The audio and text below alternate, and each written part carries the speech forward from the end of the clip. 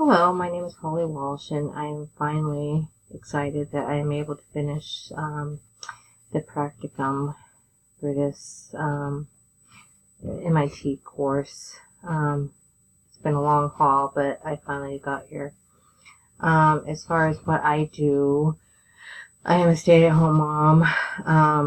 Our son is homeschooled. He does have live teachers who teach him on a daily basis, but we, as his parents, are his learning coaches, so we work with him daily on his lessons in each subject. So I guess you could say we are teachers slash learning coaches.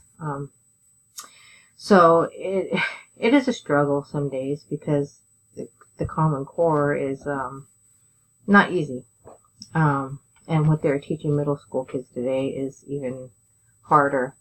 What I will do after I graduate, I'm hoping to take this technology course and either take it into the teaching field.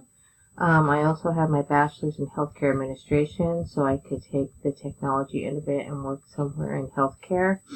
As far as technology, I have learned so much in this class.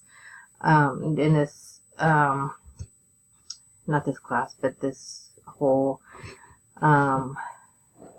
course. The teachers have been amazing and have taught me so much.